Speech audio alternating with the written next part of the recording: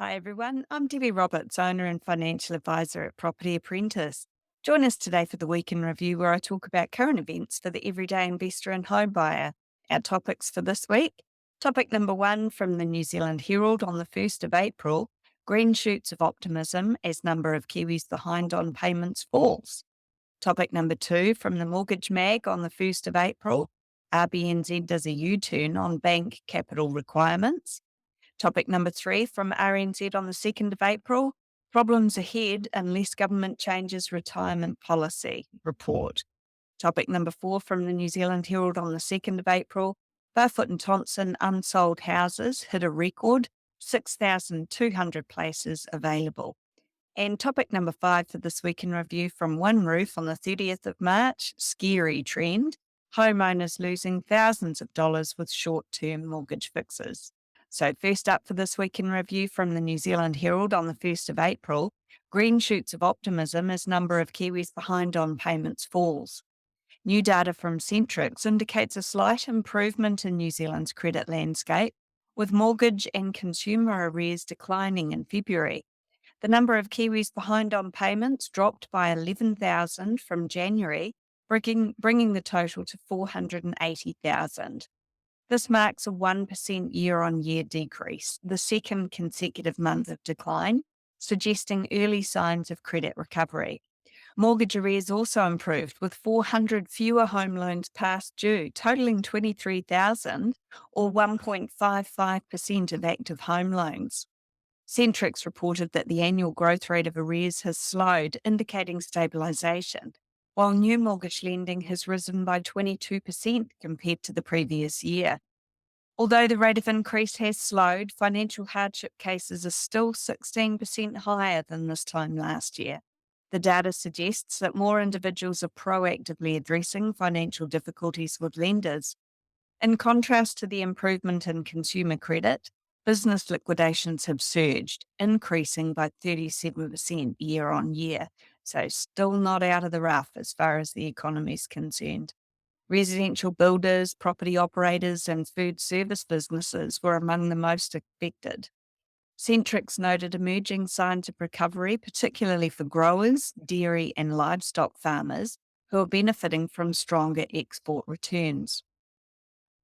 Topic number two from the Mortgage Mag on the 1st of April, RBNZ does a U-turn on bank capital requirements. Here's hoping that wasn't an April Fool's joke, although I don't think it was.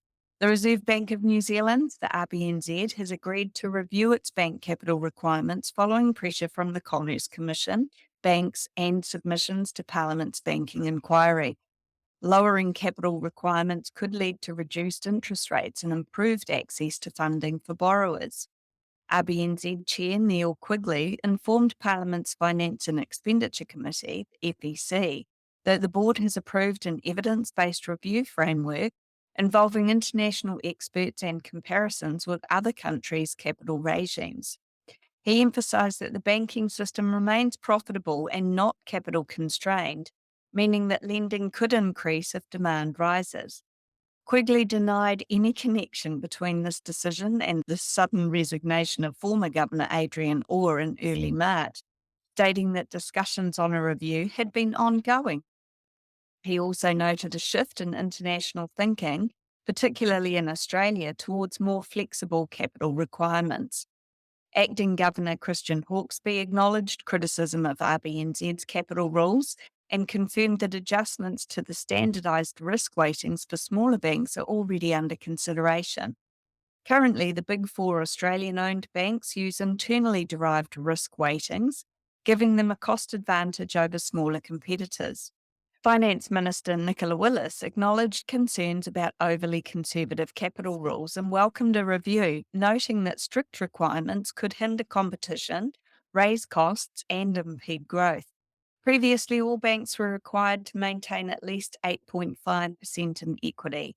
These regulations, delayed by the COVID-19 pandemic, are being phased in through to June 30th, 2028. Westpac recently estimated the new rules would increase costs by 50 basis points, higher than RBNZ's projection of 20 to 40 basis points or $1.2 billion to $2.3 billion. However, some submissions suggest that the financial impact may be even greater. Quigley acknowledged that while some submitted provided analysis to support their claims, others relied on unverified assertions. So, one of the key things about this proposal was that New Zealand banks were going to be required to have enough funds aside for a 1 in 200 year event, whereas around the world, the most common standard is a 1 in 100 event. 1 in 100 year event. So, yeah, I think that we're being a bit overly conservative for our banks here in New Zealand. So, it's good to see some common sense coming back into play there, especially if it's going to mean cheaper lending for people, easier access to it.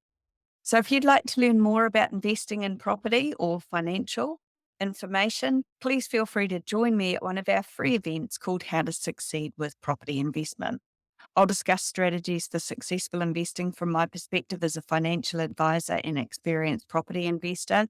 And these events are all available live online. Check out propertyapprentice.co.nz for upcoming dates and register today. We don't sell property, so it's all about increasing your knowledge to reduce your risk. If you've already been to one of our free events and you'd like to find out more about how we can help you to reach your financial goals, go ahead and book a no obligation phone call or meeting with my husband, Paul Roberts, via the website. That's propertyapprentice.co.nz.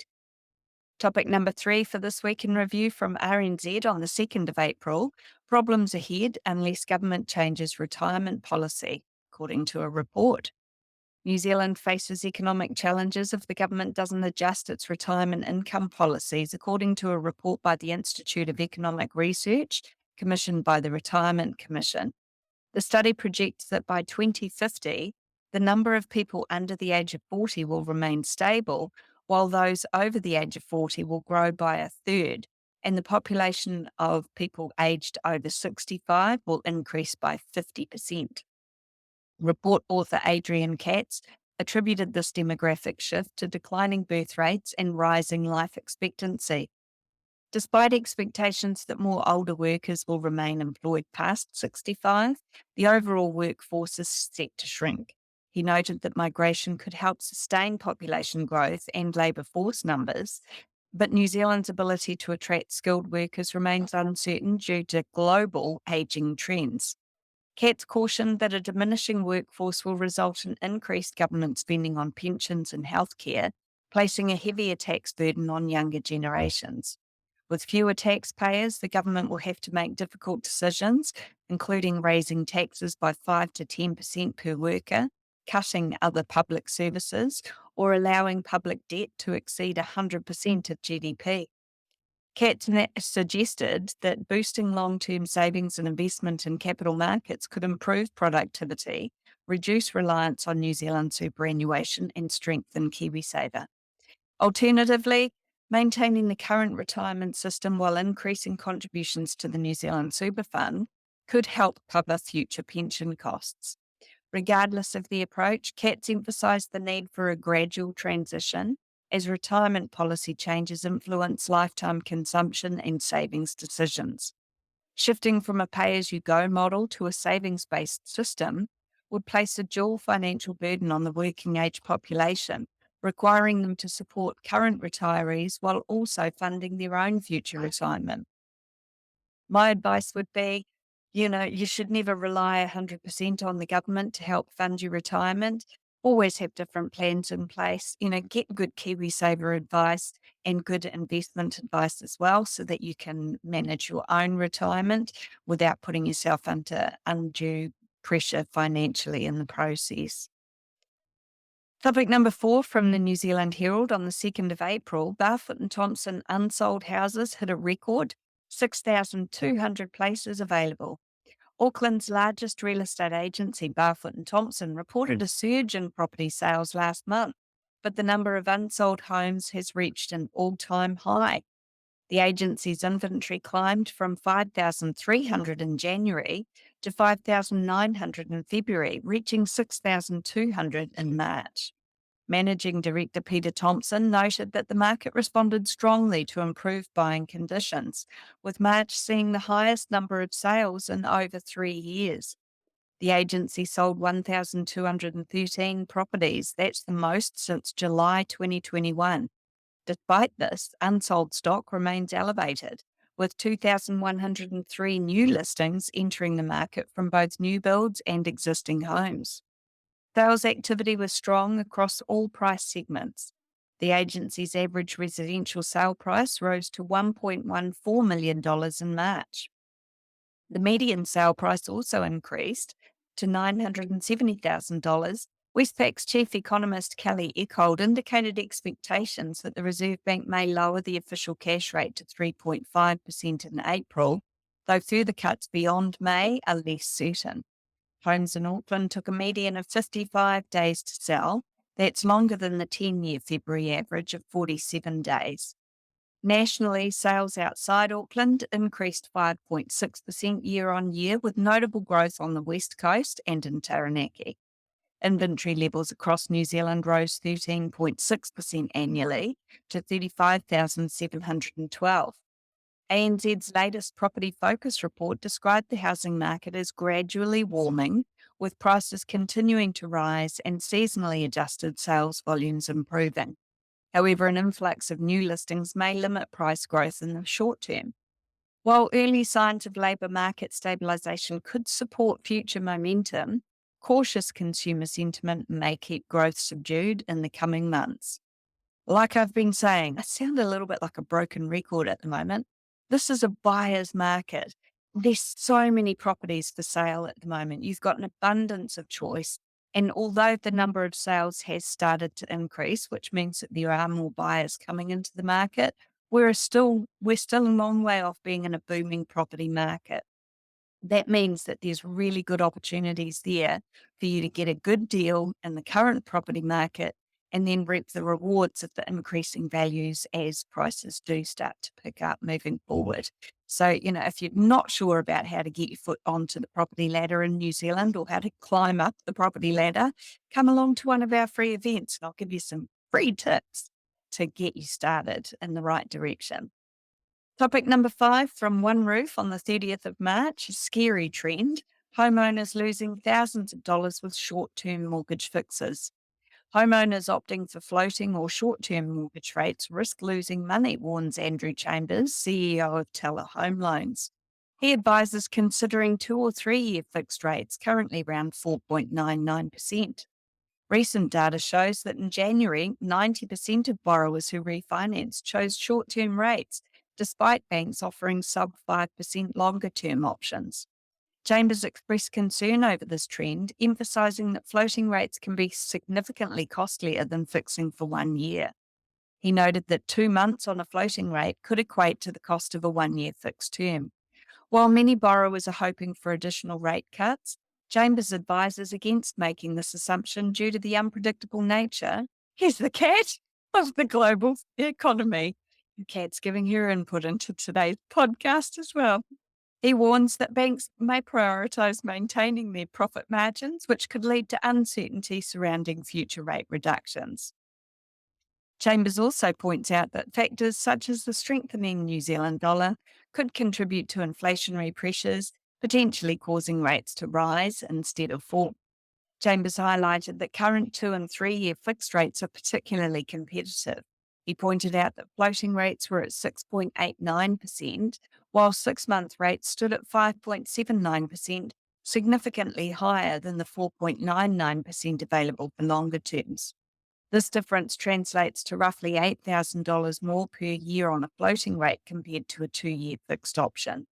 Encouraging a long-term perspective, Chambers advised against attempting to time the market, noting that borrowers who consistently choose 1-year fixed rates over the lifespan of their loan often see similar financial outcomes to those trying to optimise interest rate movements. The lending environment is shifting, with banks lowering their serviceability assessment rates from 9% at peak levels to about 7 to 7.5% at current moment. This change increases borrowing capacity, benefiting first home buyers and those looking to upgrade properties.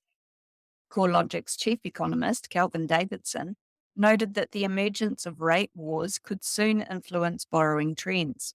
with 71% of existing mortgages set for repricing and another 12% on floating rates, Davidson predicts a shift back towards longer-term fixed rates as lenders offer more competitive deals. My recommendation would be to talk to your mortgage advisor because it could be a really good time to look at splitting your mortgage. So you might have some of it on a floating rate or a short-term interest rate in the hope that interest rates do continue to come down, especially with expectations that they will continue to come down over the next couple of announcements from the Reserve Bank with the OCR. The longer-term interest rates are starting to look pretty attractive. So if you split part of your mortgage on short-term or floating and then have some more fixed for a bit longer term, that can reduce your risk of, missing the market.